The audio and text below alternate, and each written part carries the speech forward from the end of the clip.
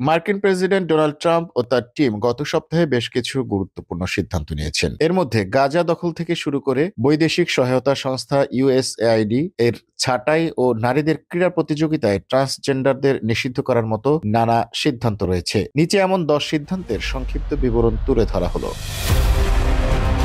গাজা দখল করার প্রস্তাব। ট্রাম্প ঘোষণা করেছেন যুক্তরাষ্ট্র গাজাকে দখল করবে এবং এটি নিজেদের নিয়ন্ত্রণে নেবে। তিনি বলেন, গাজা বর্তমানে ধ্বংসপ্রাপ্ত অবস্থায় আছে, এটি পুনর্গঠন করে মধ্যপ্রাচ্যের রিভেরা তৈরি করা হবে। তবে এ সিদ্ধান্ত আন্তর্জাতিক আইনের পরিপন্থী, কারণ ফিলিস্তিনি জনগণের স্থানান্তর করানো আন্তর্জাতিক আইন লঙ্ঘন হবে। 2. ইউএসএআইডির কর্মীদের ছুটিতে পাঠানো। মার্কিন বৈদেশিক সহায়তা সংস্থা ইউএসএআইডির হাজার হাজার কর্মীকে ছুটিতে পাঠানোর সিদ্ধান্ত নেওয়া হয়েছে। এর ফলে বিশ্বের বিভিন্ন দেশে সহায়তা প্রকল্পগুলোর কার্যক্রম বিপর্যস্ত হয়ে যাবে। তবে প্রেসিডেন্ট ডোনাল্ড ট্রাম্পের সিদ্ধান্ত স্থগিত করেছেন আদালত।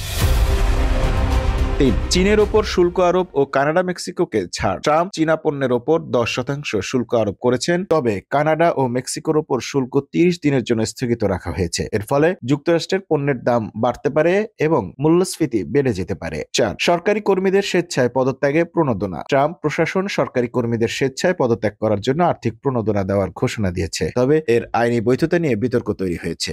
এক মার্কিন বিচারক এ পরিকল্পনা সাময়িকভাবে স্থগিত করেছেন। 5. আইসিসির উপর নিষেধাজ্ঞা। ট্রাম্প এক নির্বাহী আদেশে আন্তর্জাতিক অপরাধ আদালত আইসিসির কয়েকজন কর্মকর্তার উপর নিষেধাজ্ঞা আরোপ করেছেন। সিদ্ধান্তটি বিশেষভাবে ইসরায়েল ও মার্কিন নাগরিকদের বিরুদ্ধে তদন্ত করার জন্য আইসিসি কর্তৃপক্ষের বিরুদ্ধে নেওয়া হয়েছে। 6. সোমালিয়ায় আইএসের উপর হামলা। ট্রাম্প সোমালিয়ায় আইএসের বিরুদ্ধে এক বিমান হামলার ঘোষণা দেন। তিনি দাবি করেন এতে অনেক সন্ত্রাসী নিহত হয়েছে, তবে সাধারণ নাগরিকরা ক্ষতিগ্রস্ত হয়নি।